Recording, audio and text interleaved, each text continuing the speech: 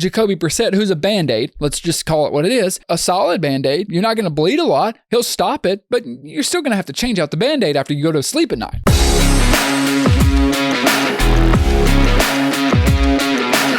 The Patriots have shipped off Mac Jones to Jacksonville. He's going to back up Trevor Lawrence, and they brought in Jacoby Brissett on a 1-year, $8 million deal.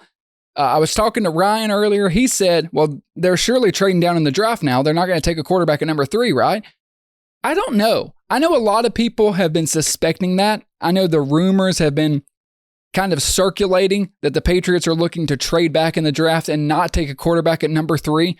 Let me address the two sides of that before we talk about Brissett, because let's be honest, we know who he is at this point. He is an improvement over Mac Jones, no doubt about that. The argument for trading back, the Patriots need so many players. There is hardly a player on that roster that other teams would be like, oh man, really wish we could get that guy. The roster is depleted. Bill Belichick did a horrible job his last few years as the GM, and they are just completely lacking in talent. That is a strong argument to say, hey, we're sitting number 3. Assume it's, Caleb Williams, Jaden Daniels. Someone's got a chance to get their third quarterback. Why don't we trade down, get, a load of picks and build up the roster, roll with it with Jacoby Brissett, and then address quarterback at a later date?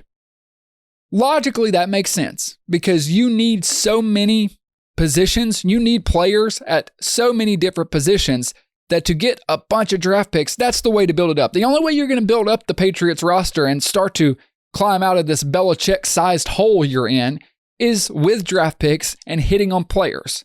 I understand it. However, when we were talking about Kirk Cousins and we were talking about Baker Mayfield, I said you have to understand your situation. You have to understand your division and ultimately your conference. What conference does New England play in? The AFC. Who is their biggest rival in the division? I mean, they don't have one because they haven't been competitive, but the team to win the division is going to be the Buffalo Bills. Then you've got the Jets, who are, a joke, but let's just say with Aaron Rodgers. And you also have the Miami Dolphins with Tua.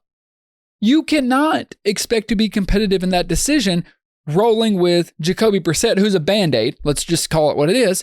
A solid Band-Aid. You're not going to bleed a lot. He'll stop it, but you're still going to have to change out the Band-Aid after you go to sleep at night, okay? I think the smart move is to draft a quarterback at 3 and sit him behind Jacoby Brissett. Any quarterback you bring into this situation is not going to be successful. You lack the talent. You could make the argument to draft Marvin Harrison at number 3. I think that's the worst of the 3 options. I would rather trade back and get capital, or I would rather go ahead and get a quarterback. You bring in Brissett, you've got the Band-Aid, you've got a competent quarterback who can operate an offense and keep you above water. That's all you're doing. This season for the Patriots, it is a full-on rebuild. It's not a tear-down and rebuild because Bill tore it down for you. You just have to build it back up. We have a quarterback who can keep our head above water. We just need to, stay in that position. I say the move is to go ahead and draft one and let him sit behind Brissett. And then next season, hopefully we can acquire more capital and that rookie quarterback will be ready to go. I think that is the smartest move for the Patriots because ideally, how often are you going to be picking in the top 3? If things go according to plan, I know how bad the roster is, but come on, you're not going to be picking in the top 3 again. I think you have to capitalize on that opportunity and go ahead and grab a quarterback of the future. I don't know if they're going to do that, but it's going to feel like a really big missed opportunity if they don't do that.